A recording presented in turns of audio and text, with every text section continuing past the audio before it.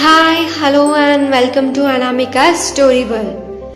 ఇవాళ మనం వినబోయే కథ మీరా, చాప్టర్ 54. గౌతమ్ మీరాని తన గదిలో నుంచి వెళ్ళమన్నాడు. దానికి మీరా, నువ్వు వెట్టకారంగా అంటే నేను వెళ్ళను, ఇక్కడే కూర్చుంటా, మీరు ఏం మాట్లాడుకుంటున్నారో అన్నీ వింటా. ఆ అబ్బాయి మనిషే అన్నాడు, కానీ నాకు ఇప్పటికే దయ్యమే అనిపిస్తుంది. మీరిద్దరూ కలిసి నా గురించి మాట్లాడుకొని నన్ను ఏమన్నా చేస్తే అమ్మో, నాన్న మళ్ళీ నన్ను తిడతారు. అందుకే మీ ఇద్దరు ఏం మాట్లాడుతున్నారో విని నాన్నగారికి నీ గురించి అంతా చెప్తాను. అప్పుడు నాన్నగారు నిన్ను బయటికి పంపించేస్తారు అని అంది మీరా. గౌతమ్ ఏం చేయలేక తన తలను ఊపుతూ తల మీద చెయ్యి పెట్టుకొని, అబ్బా దీనికి ఏంట్రా బాబు అన్నీ ఇలా అర్థమవుతున్నాయి అని తను మీరాని చూస్తూ, మీరా బుజ్జి తల్లి, కొంచెం ఇక్కడి నుంచి వెళ్ళు, ఇలా అల్లరి చేయకూడదు, వెళ్ళు అని అన్నాడు గౌతమ్. నేను వెళ్ళను అని తన చేతులు కట్టుకొని ముందుకు చూసింది. వినయ్ ఇదంతా చూసి చిన్నగా నవ్వి, ఉండనివ్వు బావా, పర్వాలేదులే అని అన్నాడు. గౌతమ్ కొద్దిసేపు ఇద్దరిని చూసి, సరే నువ్వు చెప్పినా అయినా తనకేం అర్థం కాదులే అని అన్నాడు. ఇది విని మీరా సూటిగా ఒక చూపు చూసింది గౌతమ్ని. అది గమనించి, ఏంటా చూపు, గప్చుప్గా కూర్చో అని అన్నాడు. మీరా తన మూతంతా తిప్పేసింది. అయితే ఇదిరా పరిస్థితి, ఇక్కడేమో అసలు ఏం అర్థం కావట్లేదు అని అన్నాడు వినయ్. ఒక పని చెయ్యి, ఆ అమ్మాయి మెడికల్ రికార్డ్స్ చెక్ చెయ్యి అని అన్నాడు గౌతమ్. చేశారా, కానీ ఏం దొరకట్లేదు, ఎన్నో ట్రై చేశాను, ఆమె దేనికి రెస్పాండ్ అవ్వట్లేదు అని అన్నాడు వినయ్. సైకాలజీ ట్రీట్మెంట్లో ఇవన్నీ కామనే, బట్ తనంత హ్యాపీగా ఉంటే అంత తొందరగా నయం అవుతుంది అని అన్నాడు గౌతమ్.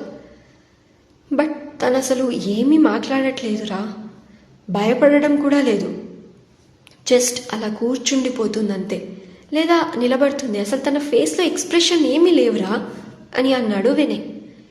తన సిచ్యువేషన్ వాళ్ళ ఫ్యామిలీ మెంబర్స్ ఎలా ఎక్స్ప్లెయిన్ చేశారు, ఎప్పటి నుంచి తను ఇలా అయ్యిందో అని ఏమైనా చెప్పారా అని అడిగాడు గౌతమ్.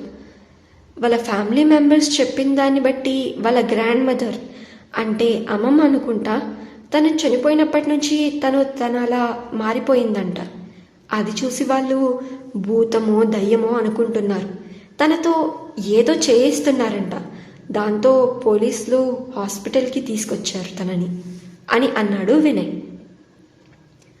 అమ్మమ్మ చనిపోతే ఏడవాలి, ఎంత బాధగా ఉంటుందో కదా, తను ఏడవలేదనుకుంటా, అందుకే అలా అయిపోయింది, ఏం మాట్లాడకుండా అని మీరా టక్కున అంది. ఇద్దరు ఆశ్చర్యపోయి మీరాని చూశారు. ఇప్పుడు నువ్వేమన్నావు అని గౌతమ్ మీరాని అడిగాడు. మా అమ్మమ్మ చనిపోయినప్పుడు నేను చాలా ఏడ్చాను, కానీ మా అమ్మ ఏడవలేదు. ఆ తర్వాత నా దగ్గరికి వచ్చినప్పుడు ఏం మాట్లాడేది కాదు నాతో, వదిన కూడా భయపడేది అమ్మని అలా చూసి. ఆ తర్వాత ఒకరోజు నా గదిలో నేను కనబడకపోయేసరికి అమ్మ గట్టిగా ఏడ్చింది. నేను వెళ్ళి ఏమైందమ్మా అని అడిగితే నన్ను పట్టుకొని గట్టిగా ఏడ్చింది, వాళ్ళ అమ్మ కోసం, అంటే మా అమ్మమ్మ కోసం. ఆ తర్వాత రోజు నుంచి అమ్మ మళ్ళీ మామూలు అయిపోయింది అని అంది మీరా. గౌతమ్ వెంటనే వినయ్ వైపు చూశాడు. అవునరా, తను చెప్పేది కరెక్టే, ఎమోషన్స్ కనిపించాలి అంటే ముందు లోపలున్న ఎమోషన్స్ బయటికి రావాలి కదా, అంటే తను ఏడవాలి. వాళ్ళ అమ్మమ్మ డెత్ నుంచి తను ఇంకా బయటికి రాలేదనుకుంటా అని అన్నాడు వినయ్. అవును, అసలు ఇది ఎలా మిస్ అయ్యావురా అని అడిగాడు గౌతమ్.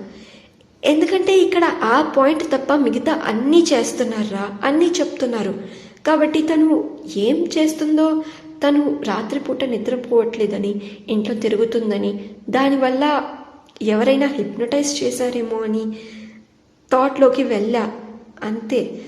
నేను నీకు ఎక్స్ప్లెయిన్ చేయడం కూడా అలానే చెప్పాను కదా అని అన్నాడు వినయ్. సరే ముందు అది చూడు మరి అని అన్నాడు గౌతమ్. వినయ్ మీరాని చూసి, థ్యాంక్ యూ సో మచ్ మీరా, నిజంగా నాకు చాలా హెల్ప్ చేశావు, నువ్వు చాలా మంచిదానివి అని అన్నాడు. వినయ్ అన్న మాటలకి మీరా పొంగిపోయి గౌతమ్ వైపు చూసి మూతి తిప్పి వినయ్ని చూసి థ్యాంక్ యూ అని అంది. గౌతమ్ ఆశ్చర్యపోయి థ్యాంక్ యూ, నువ్వు ఇంగ్లీష్ ఎప్పుడు నేర్చుకున్నావు అని అడిగాడు. పొద్దున్నే అన్నయ్య నేర్పాడు.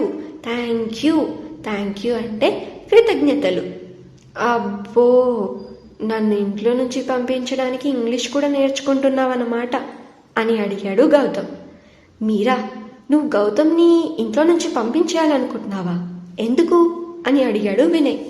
మీరా కోపంతో ఈ అబ్బాయి నన్ను తిడుతూ ఉంటాడు, అందుకే పంపించేస్తున్నా అని అంది. వినయ్ నవ్వుకుంటూ నీకేమైనా హెల్ప్ కావాలంటే చెప్పు, ఏ సహాయం కావాలన్నా నాకు చెప్పు, నేను కూడా నీకు సహాయం చేస్తా, వెళ్ళగొట్టే వీడిని, ఆ తర్వాత మన ఇద్దరం ఫ్రెండ్స్ అయిపోదాం అని అన్నాడు వినయ్. సరే అని ఆనందంగా అంది మీరా.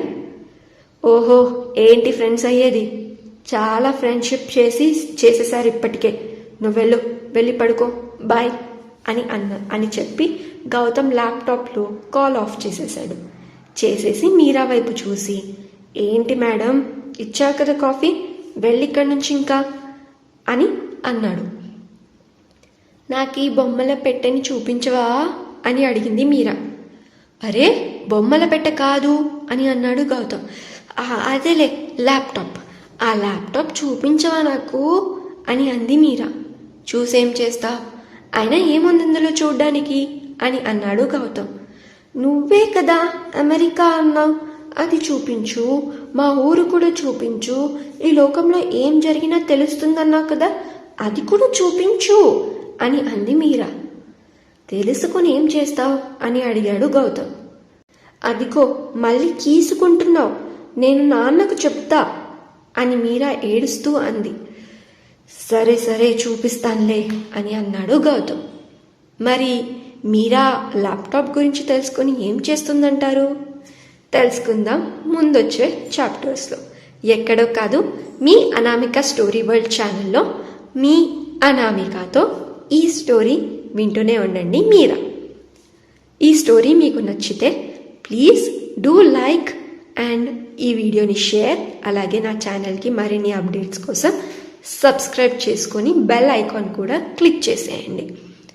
అలాగే ఈ స్టోరీని మీరు పూర్తిగా చదవాలి అనుకుంటే డిస్క్రిప్షన్లో లింక్ ఉంది, బయోలో కూడా లింక్ ఉంది, దాని మీద క్లిక్ చేసి పూర్తిగా చదివేయండి.